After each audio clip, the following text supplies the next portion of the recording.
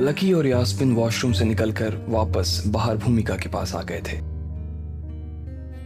जैसे ही उसने लकी को देखा, भूमिका फिर से छल्ला गई और बोली, अरे यार तुम बहुत बड़े पागल हो। मैंने तुम्हें कहा था ना वेटर को बुलाओ। उसको बुलाने के चक्कर में तुम खुद गायब हो गए। इतनी देर कहां लगा दी तुमने? भूमिका ने लकी की ओर देखते हुए कहा।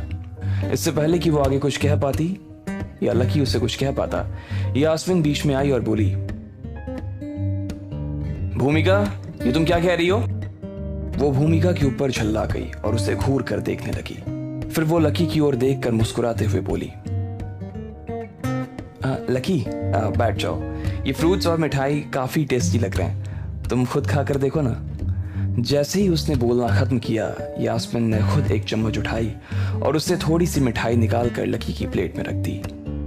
अरे वाह, तुमने तो अभी से ध्यान रखना शुरू कर दिया, क्या बात है, भूमिका ने उसे छेड़ते हुए कहा। उसे लग रहा था कि यास्मिन लकी को फंसाने के लिए उसके साथ ऐसा व्यवहार कर रही थी, लेकिन उसे मालूम नहीं था कि उन दोनों के बीच में भी क्या बात हुई थी।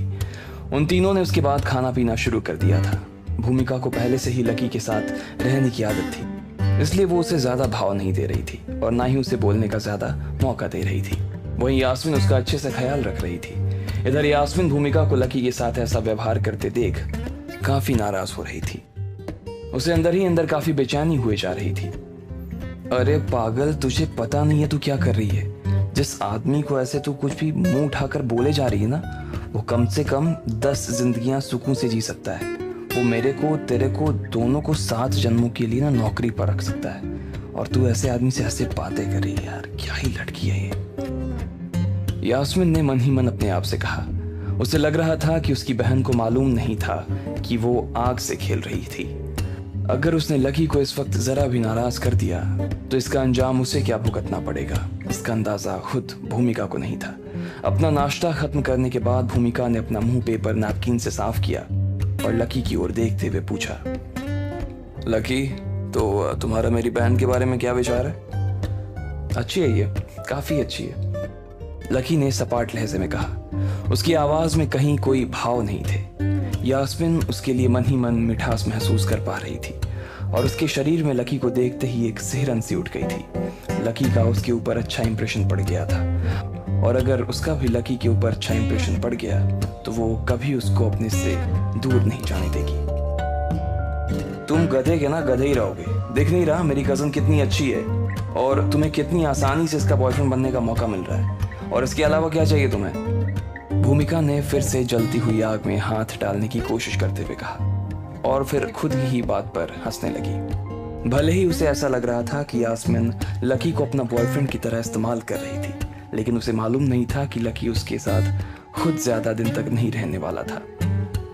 तुमने देखा मेरी बहन का लाइफस्टाइल कितना हाई क्लास है। अगर मैं सही शब्दों में कहूँ ना तो अंधे का निशाना सीधा सोने की मुर्गी पर लग गया है। तुम्हें मालूम है कि तुम्हारी लिमिट क्या है, उसके बाद भी तुम इतना भाव खा रहे हो, भूमिका ने कहा। जैसे ही उसने अपनी बात खत्म की, वो हंसते हुए यास्मिन की ओर देखने लगी। वो उसे अपने आंखों से ये दिखाने की कोशिश कर रही थी कि वो उसकी लकी के सामने कितनी बड़ाई कर रही थी। वो सोच रही थी कि अगर वो पहले से लकी को उसके और लकी के बीच का अंतर दिखा देती तो उसकी बहन के लिए लकी को कंट्रोल कर पाना काफी आसान हो जाता।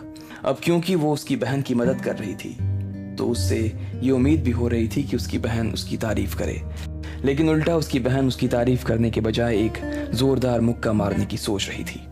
वो देख रही थी कि भूमिका की किस्मत बहुत अच्छी थी, वरना अगर लकी की जगह कोई और होता तो वो अभी तक भूमिका को अच्छा खासा सबक सिखा चुका होता। इधर लकी उन दोनों बहनों के बीच होते आंखों के इशारों को देखकर बस हंसे जा रहा था। उसे समझ नहीं आ रहा था कि वो इन दोनों के सामने रिएक्ट कैसे करे। भूमिका, ये कैसी बेहूदगी की बातें कर रही हो? प्लीज इस तरह की लैंग्वेज यूज करना बंद करो तुम, यास्मिन ने भूमिका की ओर गुस्से से देखते हुए कहा। भूमिका को समझ नहीं आ रहा था कि आखिर वो उसके साथ ऐसे बिहेव क्यों कर रही थी। लकी को इम्प्रेस करने के लिए 1-2 बार काफी था, लेकिन यास्मिन तो अब उसे हर बात में ही टोके जा रही थी। वो तो चाह रही थी कि वो दोनों ही मिलकर लकी का मजाक उड़ाएं, लेकिन उसकी बहन तो उसका साथ ही नहीं दे रही थी। लगता है ना कि मेरी बहन को तुमसे प्यार हो गया है, इसलिए वो बार बार मुझे टोके जा रही है। लेकिन ऐसा नहीं है कि कल से ये बोले और तुम इसे टोकना शुरू कर दो, समझे? देख लो कितनी केयरिंग बंदी मिली है तुम्हें। इससे लड़ने की झगड़ने की तुम्हें बिल्कुल भी जरूरत नहीं है। अगर ये तुम्हें कुछ कहे तो सुन लेना, जवाब मत देना। ये अगर तुम्हें मारे भी ना तो मार खा लेना, पलट कर जवाब मत देना। भूमिका ने फिर से लकी पर निशाना साधते हुए कहा। यह सुनते ही यास्मिन का गुस्सा और बढ़ गया। उसकी शक्ल देखकर भूमिका ने सफाई देते हुए कहा, मेरा मतलब है कि अगर तुम्हारे और मेरी बहन के बीच में अगर कुछ चल रहा है तो इसका ये मतलब नहीं कि तुम मेरी बहन के साथ कुछ भी कर सकते हो। तुम मेरी बहन को आंख उठाकर भी मत देखना, उसको टच करना तो बहुत दूर की बात है। भूमिका ने सफाई देने के चक्कर में बात को और ज्यादा बिगाड़ दिया था। उसे समझ नहीं आ रहा था कि वो क्या बोले जा रही थी। जब यास्मिन ने उसके मुंह से ये सब कुछ सुना तो उसे इतना गुस्सा आया कि उसका खून उबलने लगा। उसका सारा खून उसके दिल से होते हुए उसके शरीर में जा पहुंचा था और उसका चेहरा बिल्कुल लाल पड़ गया था। उसे लग रहा था कि अगर भूमिका उसे इतना डरा देगी और कल को लकी उसका हाथ सच में नहीं पकड़ेगा तो कैसे काम चलेगा। ऐसे तो बात भी नहीं आगे बढ़ेगी। यास्मिन देख रही थी कि भूमिका उसकी पकी पकाई खिचड़ी को खराब करने की कोशिश कर रही थी। वो उसका बना बनाया काम खराब करने की कोशिश कर रही थी। बस बहुत हो गया भूमिका, अब अपनी ये फालतू बकवास ना बंद करो। मुझे एक बॉयफ्रेंड चाहिए, कोई नौकर नहीं, समझी? इतनी क्या बकवास किए जा रही हो तुम उस वक्त से? यास्मिन का गुस्सा उसकी जुबान पर आ गया था। भूमिका को तो इस बात की भनक तक नहीं लगी कि अचानक ही उसकी बहन को उसके ऊपर इतना गुस्सा क्यों आ गया था। लेकिन बड़ी बात यह थी कि भूमिका को लगा कि वो मजाक कर रही, इसलिए वो इसके बाद भी नहीं रुकी और आगे बोली, भले ही तुम मेरी बहन के बॉयफ्रेंड हो लेकिन फिर भी तुम अपनी हद में ही रहना। उसके पर्सनल स्पेस में ज्यादा घुसने की कोशिश मत करना। क्या मतलब है तुम्हारा? मैं कुछ समझा नहीं, लकी ने पूछा। मेरा मतलब है कि तुम हो एक नंबर के गधे, ठीक है? भले ही मेरी बहन को भी तुमसे प्यार है लेकिन इसका मतलब ये नहीं कि उससे उसकी आज़ादी छीन लोगे तुम। अगर उसे लगा कि उसे किसी और में इंटरेस्ट है और वो उसे अच्छा लगता है तो वो उसे भी डेट पर ले जा सकती है।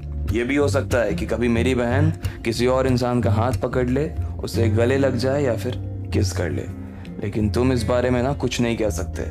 अगर वो बाद में तुमसे ब्रेकअप भी कर लेती है तो भी तुम्हें खुशी खुशी उसके साथ ब्रेकअप करना पड़ेगा, समझे?